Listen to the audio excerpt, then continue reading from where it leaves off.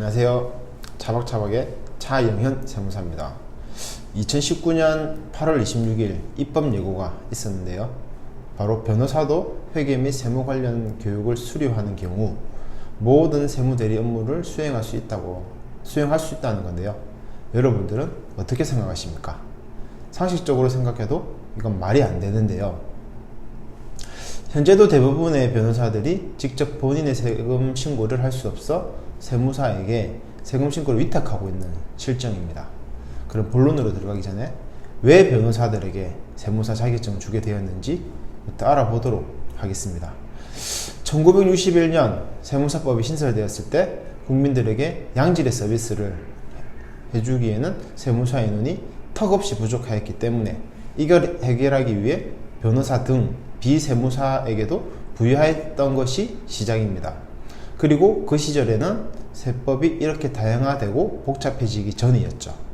하지만 시간이 지남에 따라 세무사 인원이 충분해지고 국민들도 충분한 양질의 서비스를 제공받음에 따라 자동 자격 부여가 폐지되어야 된다고 계속 언급되어 왔습니다. 그러던 중 작년 12월 세무사법 개정으로 18년부터 자격을 취득한 변호사에게는 세무사 자격증이 부여되지 않게 되었습니다. 이건 잘하는 일이죠. 이 좋은 소식과는 반대로 지난해 4월 26일 헌법재판소가 세무사법 제6조 제1항 등에 대해 헌법 불합치 결정을 내리는 데 따른 후속 조치로 이번에 입법 예고가 되었는데요. 과연 이 입법 예고가 누구를 위한 것인지 의문이 들 수밖에 없습니다.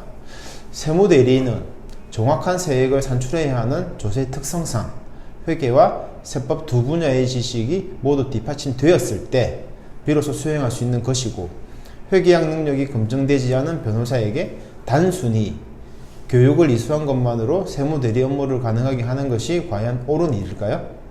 서두에서 얘기한 바와 같이 14년 기준 99.94%의 변호사가 거의 100%죠. 세무사 등 세무대리인을 통해 세금 신고를 하고 있고요.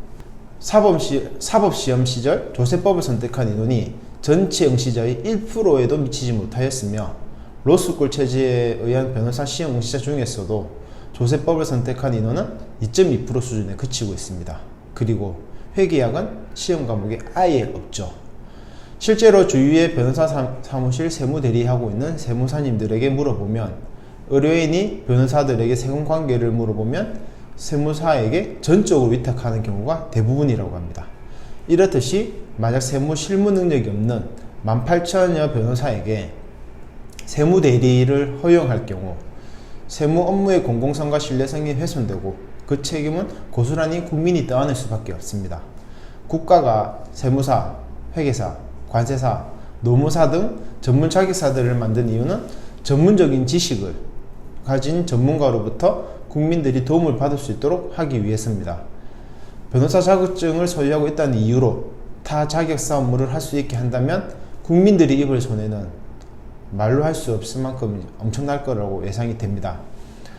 제가 이번에 변호사법을 찾아보니 변호사는 당사자와 기타 이해관계인의 위임 또는 공무소의 위촉 등에 의하여 소송에 관한 행위 및 행정처분의 청구에 대한 대리행위와 일반 법률 사무를 행함을 직무로 한다 라고 규정되어 있습니다. 이번에 변호사 업무에 포함되는 것 중 다른 것 차치하더라도 세무조정계산서, 장부 작성 대리, 성실신고하기는 변호사들이 할 수 있는 법률 행위가 아닙니다. 그리고 이번 입법안이 국회에 통과될 경우 실제 변호사가 세무대리를 하지 않고 세무사업계에 만연해 있는 불법 사무장들이 변호사의 자격증을 빌려 세무신고를 할 것은 명명백백합니다. 납세자 여러분, 법률 대응은 변호사에게, 세무대리는 세무사에게, 이게 맞는 것 아닌가요? 두 자격사 간의 이권 다툼이다 생각하지 마시고 국민 여러분들의 세무 서비스 질을 위해 저희 세무사의 말에 귀를 기울여 주십시오. 그리고 영상 아래 링크로 들어오시면 이에 관한 자세한 내용이 국민신문고에 올라와 있습니다.